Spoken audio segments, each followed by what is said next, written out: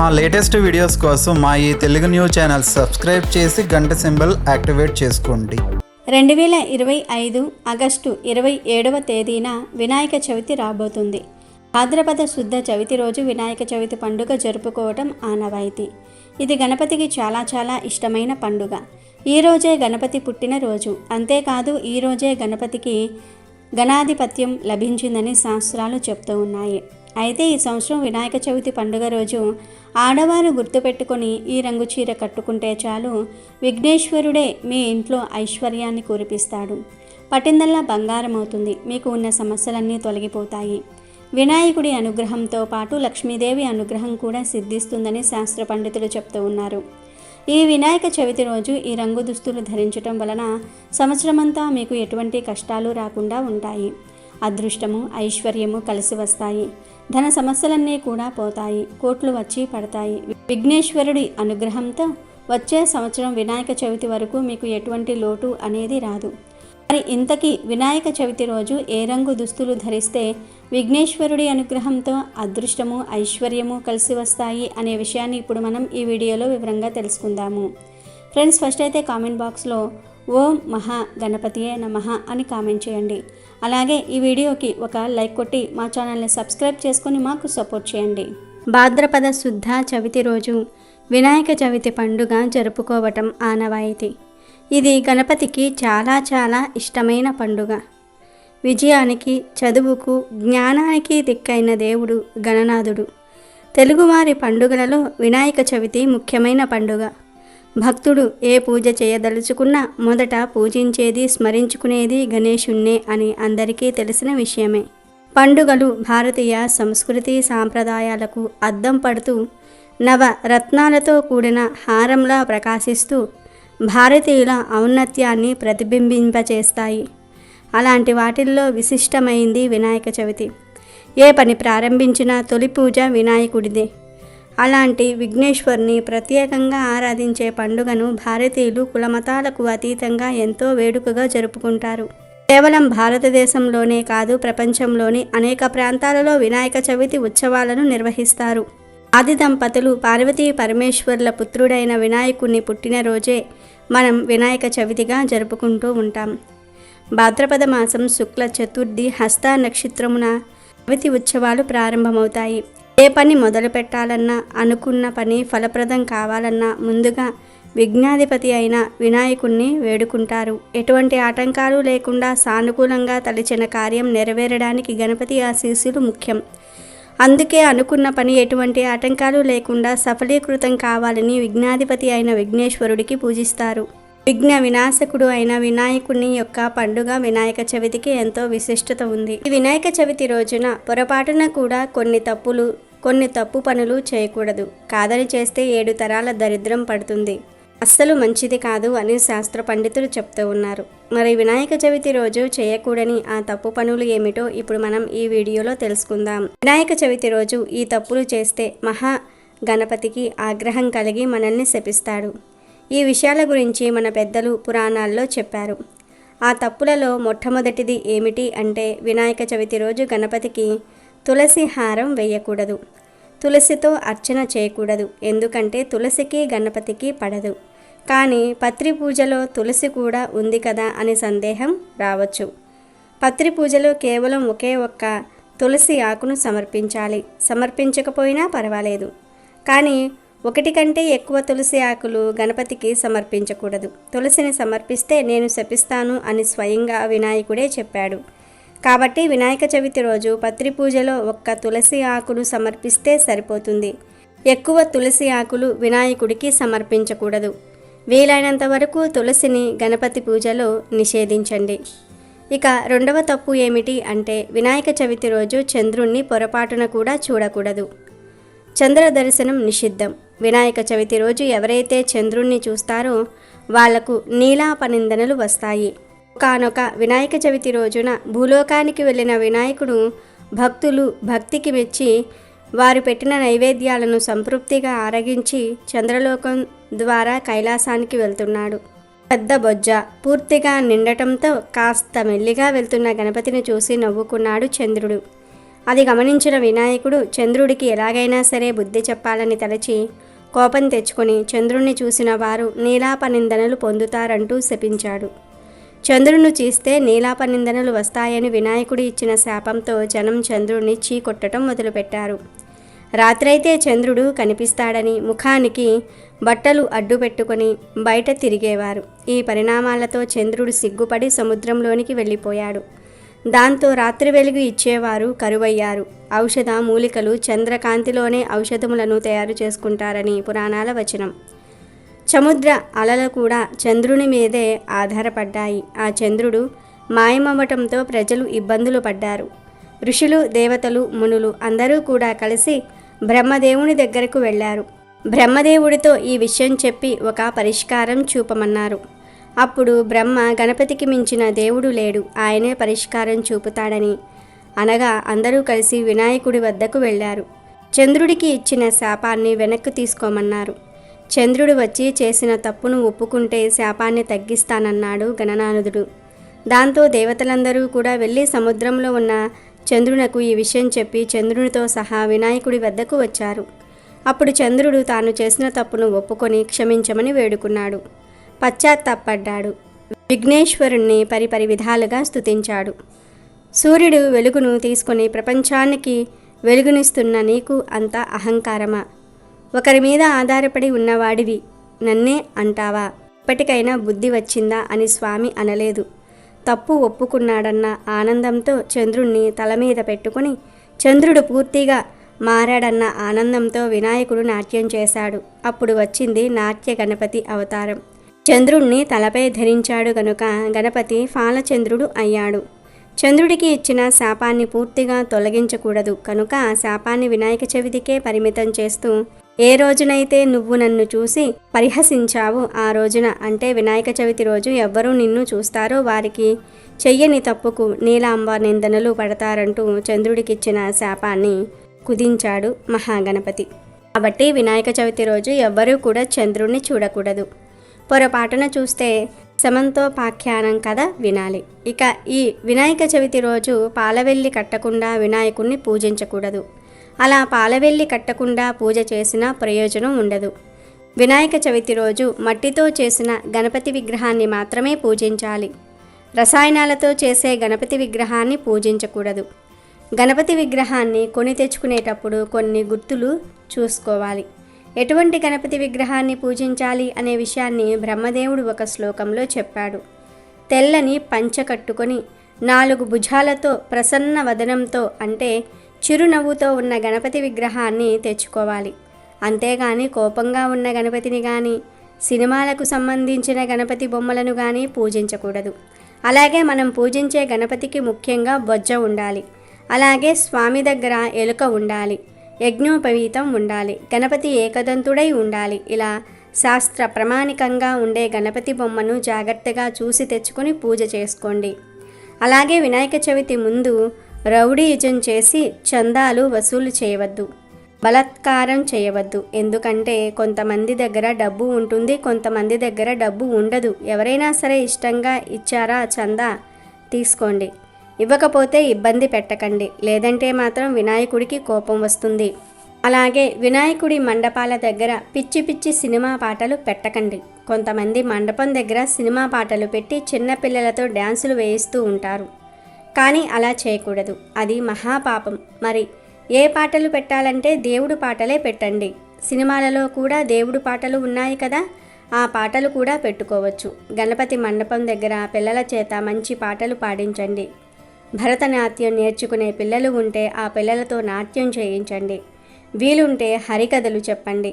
వీలుంటే మండపం దగ్గర పేదవారికి అన్నదానం కూడా చేయండి. రక్తదానం కూడా చేయవచ్చు. ఇలా మండపాల దగ్గర పుస్తకాలు, పెన్నులు దానం చేసినా కూడా చాలా పుణ్యం కలుగుతుంది. అలాగే ఆడవారు మండపం దగ్గర పూజకు వెళ్ళినప్పుడు సాంప్రదాయబద్ధమైన దుస్తులు ధరించి వెళ్ళండి. టైట్గా ఉండే జీన్స్ ప్యాంట్లు వేసుకొని జుట్టు వెరబూసుకొని వెళ్ళకండి. మగపిల్లలు చిరిగిపోయిన ప్యాంట్లు వేసుకొని వెళ్ళవద్దు. నిక్కర్లు వేసుకొని జుట్టుకు రకరకాల రంగులు వేసుకొని వెళ్ళవద్దు. లంగా, ఓణి, చీర, పంచ ఇలా సాంప్రదాయబద్ధమైన బట్టలు వేసుకొని బొట్టు పెట్టుకొని చక్కగా జడ వేసుకుని పూలు పెట్టుకుని వెళ్ళండి. అప్పుడు మహాగణపతి అనుగ్రహం కలుగుతుంది. మండపాల దగ్గర చెప్పులు షూలు వేసుకొని తిరగవద్దు. మద్యపానము ధూమపానము చేసిన వారు మండపాల దగ్గరకు వెళ్ళవద్దు. కొంతమంది మండపాలలో వినాయకుడి వెనుక మందు చీసాలు పెట్టి అందరూ వెళ్ళిపోయిన తర్వాత రాత్రిపూట ఆ మందు తీసి తాగి పార్టీలు చేసుకుంటూ ఉంటారు. కానీ పొరపాటున కూడా అలా చేయకండి. ఖచ్చితంగా కష్టాలు వస్తాయి. జన్మ జన్మల దరిద్రం పడుతుంది. ఇప్పుడు చెప్పిన పనులేమీ కూడా వినాయక చవితి రోజు చేయకూడదు. 7 జన్మల దరిద్రం పడుతుంది. వినాయకుడికి విపరీతంగా కోపం వచ్చేస్తుంది. కాబట్టి వినాయక చవితి రోజు ఎవ్వరూ కూడా ఈ పనులు చేయకుండా జాగ్రత్తగా ఉండండి. ఇక ఈ సంవత్సరం వినాయక చవితి రోజు ఆడవారు ప్రత్యేకంగా గ్రీన్ కలర్లో లేదా వైట్ కలర్లో లేదా ఎల్లో కలర్లో ఉండే చీరను కట్టుకుంటే సంవత్సరమంతా కష్టాలు రాకుండా ఉంటాయి. అదృష్టము ఐశ్వర్యము కలిసి వస్తాయి. కానీ ఒక విషయం గుర్తుంచుకోండి, మన హిందూ సాంప్రదాయం ప్రకారం ఎప్పుడైనా సరే తెల్ల రంగు చీర కట్టుకుంటే ప్లెయిన్గా ఉండేది కాకుండా అంచు ఉన్నది కట్టుకోవాలి. కనుక అంచు ఉన్న తెల్ల రంగు చీర కట్టుకోండి, లేదా గ్రీన్ కలర్లో ఉండే చీర కట్టుకోండి, లేదా ఎల్లో కలర్లో ఉండేటటువంటి చీరను కట్టుకోండి. లేదంటే ఈ 3 కలర్ కాంబినేషన్లో ఉండే చీర అయినా సరే కట్టుకోవచ్చు. చీర అనే కాదు, డ్రెస్ వేసుకునేవారు కూడా ఈ రంగులో ఉండే డ్రెస్సులు వేసుకుంటే వినాయకుడి అనుగ్రహం కలుగుతుంది. కేవలం స్త్రీలనే కాదు, మగవారు, పిల్లలు, పెద్దవారు అందరూ కూడా వినాయక చవితి రోజు వైట్ లేదా గ్రీన్ లేదా ఎల్లో కలర్లో ఉండే దుస్తులు ధరించినట్లయితే సంవత్సరమంతా కూడా మీకు మంచిగా ఉంటుంది. చాలా బాగా కలిసి వస్తుంది. విఘ్నేశ్వరుడే మీ ఇంట ఐశ్వర్య వర్షాన్ని కురిపిస్తాడు. అదృష్టం ఐశ్వర్యం కలిసి వస్తాయి. పట్టిందల్లా బంగారం అవుతుంది. వినాయకుడి అనుగ్రహంతో పాటు లక్ష్మీదేవి అనుగ్రహం కూడా లభిస్తుంది. కనుక అందరూ కూడా గుర్తుంచుకొని వినాయక చవితి రోజు వైట్ లేదా గ్రీన్ లేదా ఈ ఎల్లో కలర్లో ఉండే దుస్తులు ధరించి సకల ఐశ్వర్యాలను పొంది సంతోషంగా జీవించండి. రంగులు కేవలం కంటికి కనిపించే దృశ్యాలు కావు. అవి విశ్వం యొక్క నిశ్శబ్ద భాష మరియు శక్తి స్వరూపాలు. ఈ అద్భుతమైన శక్తులను ఉపయోగించి మనసు, శరీరము మరియు ఆత్మకు స్వస్థత చేకూర్చవచ్చు. అయిన రంగులను మన దుస్తులు, ఆహారం మరియు పరిసరాలలో చేర్చుకోవటం ద్వారా మనం మన జీవితంలోనికి ఆరోగ్యాన్ని, ఆనందాన్ని, మానసిక స్పష్టతను మరియు సామరస్యాన్ని ఆహ్వానించవచ్చు. కలర్ థెరపీ అనేది ప్రకృతి మనకు అందించిన ఒక అద్భుతమైన వర్ణమయమైన వరం. కనుక కొన్ని ప్రత్యేకమైన రోజులలో, పర్వదినాలలో ప్రత్యేకమైన రంగుల్లో ఉండే దుస్తులు ధరించాలి. అలా ధరించటం వలన మన గ్రహస్థితులు మెరుగుపడతాయి.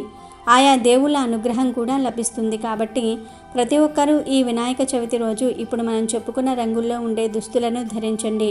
మీకంతా మంచే జరుగుతుంది. ఇక వినాయక చవితి రోజు వినాయకుడికి సమర్పించే 21 పత్రాల పేర్ల గురించి, వాటి విశిష్టత గురించి తెలుసుకుందాం. మాచిపత్రం, మాచిపత్రి అనేది తెలుగు పేరు. చామంతి జాతికి చెందిన దీని ఆకులు సువాసన భరితంగా ఉంటాయి.